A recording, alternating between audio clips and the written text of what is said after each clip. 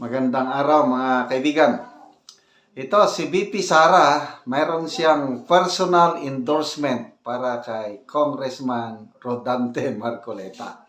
Nako, mas lalong mananalo itong Congressman Marcoleta natin ngayon with this endorsement ni VP Sara. Okay, pakinggan natin itong video na ito. Si Sara Duterte. Iisa lang ang Rodante Marcoleta sa Senado. Hindi natitinag, hindi natatakot, at laging nasa panig ng tama. Noong pinupuna at tinatakot ang tanggapan ng pangalawang Pangulo, siya ang tumindig at dumepensa, hindi alintana ang pambabatikos. Dahil para kay Marcoleta, ang tama ay pinaglalaban kahit mag-isa ka lamang. Marcoleta, may prinsipyo, may integridad, may paninindigan. Kaya ngayong darating na halalan, iboto natin ang number 38 sa balota. Rodante Marcoleta sa Senado. Kay Marcoleta, may pag-asa ka. Okay. Ganda, no? Ulitin natin. Isa pa. Ano ba ito? Yan, isa pa. Si Sara Duterte. Iisa lang ang Rodante Marcoleta sa Senado. Hindi natitinag, hindi natatakot, at laging nasa panig ng tama. Noong pinupuna at tinatakot ang tanggapan ng pangalawang Pangulo, siya ang tumindig at dumepensa, hindi alintana ang pambabatikos. Dahil para kay Marcoleta, ang tama ay pinaglalaban kahit mag-isa ka lamang. Marcoleta, may prinsipyo, may integridad, may paninindigan. Kaya ngayong darating na halalan, iboto natin ang number 38 sa balota. Rodante Marcoleta sa Senado. Kay Marcoleta, may pag-asa ka. Yeah, galing. Yes, may pag-asa ang bayang Pilipinas sa isang senator, Rodante Marcoleta. So, ang unang video ni VP Sara si Senator Amy, yung itim. So, pangalawang video ito, I don't know. I expect more videos to come like this na personal endorsement niya sa mga PDP laban candidates. Sana ang isusunod niya si Atty. Vic Rodriguez. Senator Bato, Senator Bongo, hindi na kailangan ng endorsement dahil number 1, number 2 na. Siguradong panalo na yung dalawa. So, ang dapat i-push ni VP Sara, ito, kagaya ni na Senator Marcoleta, Atty. Vic Rodriguez, yung iba pa na yung may pag-asang manalo. Let's face it, ano? Yung Duterte, iboboto natin. Kaya lang, to be realistic, hindi lahat yung Duterte ni talagang mananalo. May mga kandidato na alanganin, may mga kandidatong sigurado na. So, ang sigurado, Senator Bato and Senator Bongo, sigurado na yan. So, ang mga may pag-asa na dapat i-push is Marcoleta, Rodriguez, Philip Salvador, Attorney Bondok. Yun yung nakikita ko na nasa winning, malapit-lapit na. So, sana mayroon pang susunod na ganitong video ni VP Sara para i-push, konting push pa. Yung, di ba, bago lang siya nag-endorse kay Camille Villar and Senator Amy. So, before yung endorsement ni VP Sara, nandito na, medyo alanganin na ang lugar ni Senator Amy at Camille Villar.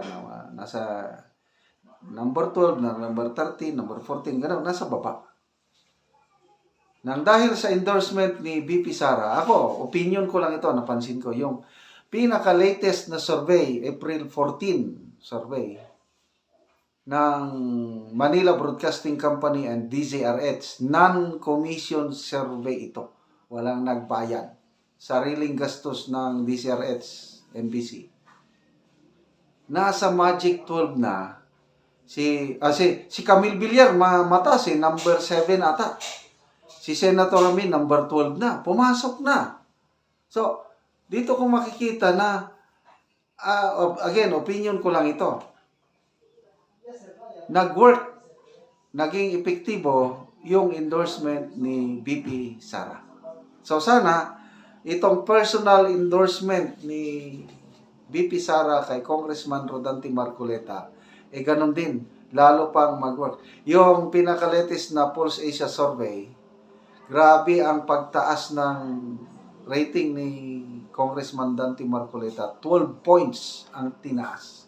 Kaya bigla siyang pumasok sa Magic 12. Na ngayon, inendorso pa siya ni VP Sara, yun na. Okay, magbasa lang ako sa mga comments ha.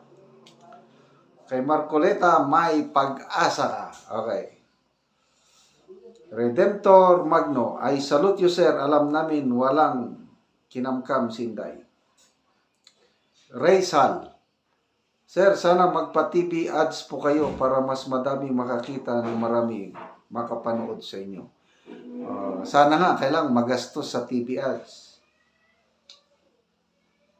Yan, Malo Figura, sana ma-endorsement sa TV kasi may ibang tao di alam na kayo ay ini-endorso ni Duterte.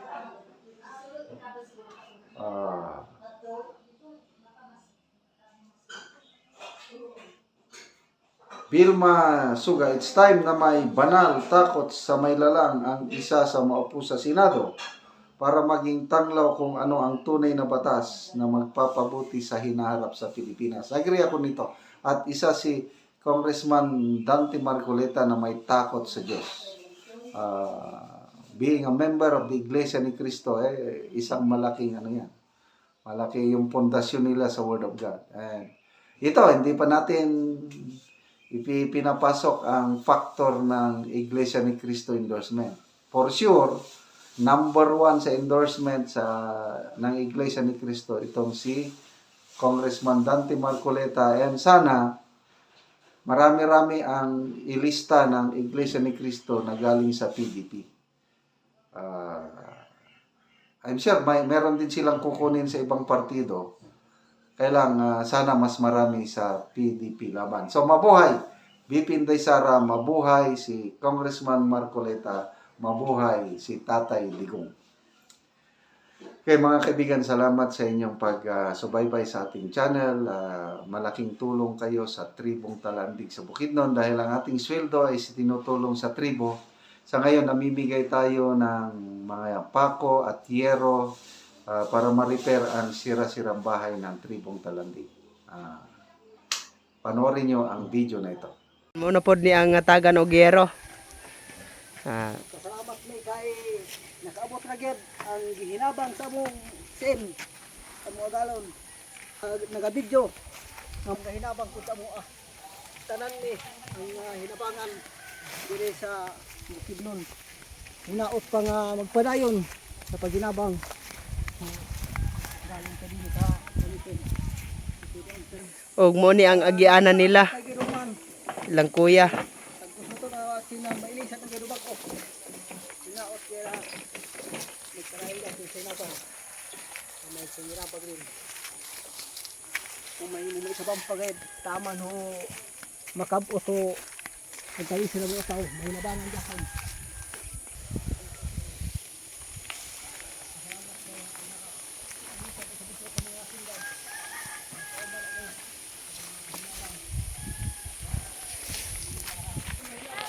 Oh, makaabot na gid sa balay ni kuya. Muna ni ang ilang balayan. Abot na gyud sa iyang balay. Abot na gyud ang sin. Nagyapot sa abos na kayo nga atop. Og muna ni ang balay sa natagaan na Mogyero. Muna ni ang kadako sa buslot sa ilang balay.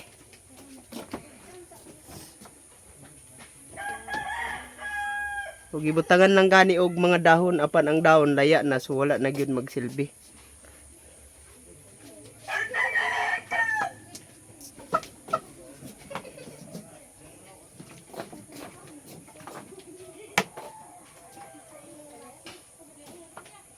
O karon niya unsa imong ika-istorya nga karon natagaan na ka og sen maayo na ni karon ang imong balay.